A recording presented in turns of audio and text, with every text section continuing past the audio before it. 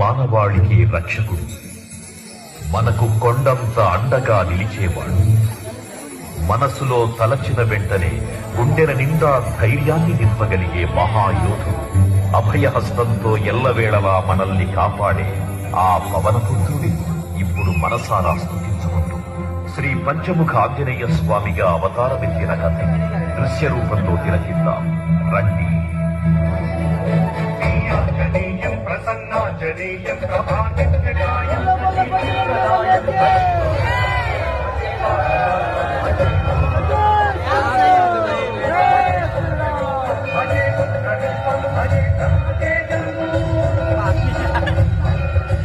అది రామాయణ మహాయుద్ధం శ్రీరామచంద్రుని సారథ్యం వానర సైన్యంతో విజృంభిస్తూ లక్ష్మణస్వామి తనతో పోరాటం చేస్తున్న రావణుడి కుమారుడు ఇంద్రజిత్ తలని బాణంతో ఒక్క వేటుతో వేరు చేశాడు. ఇంద్రజిత్ మరణ వార్త విన్న రావణుడు ఆవేశంతో ఊగిపోయాడు. ప్రతీకారం కోసం పాతాళ లోకాధిపతి తన సోదరుడు అయినటువంటి మహిరావణుడి సహకారం కోరాడు.